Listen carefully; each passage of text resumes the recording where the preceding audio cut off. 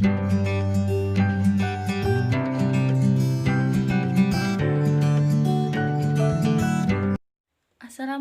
warahmatullahi wabarakatuh. Perkenalkan, nama saya Nay Rintik Maesa dari kelas Biologi A semester 3. Ingin menjelaskan praktikum biokimia dari acara praktikum yang pertama sampai keempat. Terima kasih.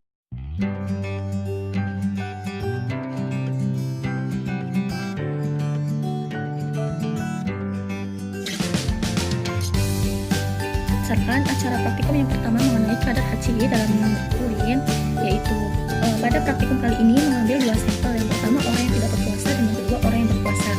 Nah, pada orang yang berpuasa itu memiliki kadar gula yang rendah karena glukosa dalam orang yang berpuasa itu digunakan sebagai energi.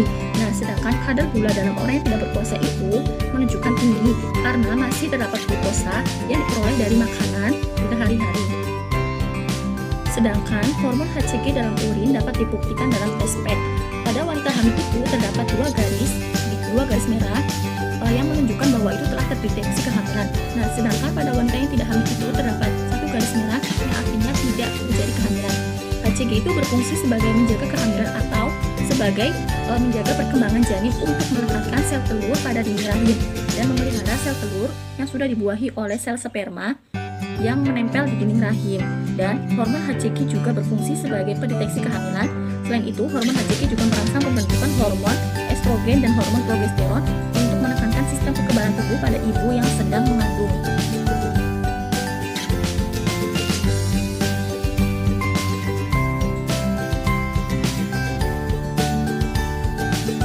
Berdasarkan acara praktikum yang kedua mengenai uji protein dan uji karbohidrat, karbohidrat itu dapat mereduksi dan mudah larut dalam air. Karbohidrat atau sakarida adalah segolongan besar senyawa organik yang tersusun dari atom karbon serta sejumlah besar tipe hidroksil. Bentuk molekul karbohidrat itu paling sederhana, terdiri dari satu molekul gula sederhana, sehingga secara sederhana karbohidrat itu dapat dikatakan sebagai bentuk polimer gula. Terdapat tiga golongan dari karbohidrat. Yang pertama itu monosakarida, yang kedua oligosakarida, yang ketiga polisakarida. Karbohidrat itu berasal dari bahan alam seperti kacang-kacangan dan buah-buahan. Namun dalam praktikum kali ini, seorang praktikan hanya mengamati sampel buah saja yang terdapat karbohidrat. Dalam kimia, protein adalah molekul makro yang mempunyai berat molekul antara 5.000 hingga beberapa juta. Protein itu terdiri dari rantai-rantai panjang asam amino yang terikat satu sama lain dalam ikatan peptida. Asam amino terdiri dari atas unsur-unsur karbon, hidrogen, oksigen, dan nitrogen. Beberapa dari asam amino di samping itu mengandung unsur-unsur fosfor, besi, sulfur, yodium, dan klorat. Unsur utama dari penyusun protein adalah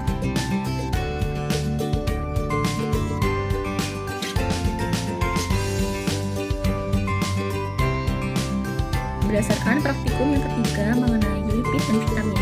Lipid itu dapat didefinisikan sebagai senyawa yang tak larut dalam air yang diekstrak dari organisme hidup menggunakan pelarut kepolaran lemah dan pelarut nonpolar. Definisi ini berdasarkan sifat fisik berlawanan dengan definisi protein, karbohidrat maupun asam nukleat yang berdasarkan atas struktur kimianya. Nah, istilah lipid itu mencakup berbagai macam kelompok senyawa yang berbeda-beda dalam strukturnya.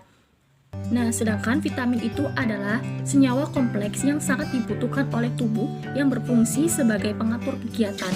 Nah, macam-macam vitamin itu ada vitamin A, vitamin B12, vitamin B6, vitamin C, vitamin D, vitamin E, dan vitamin K.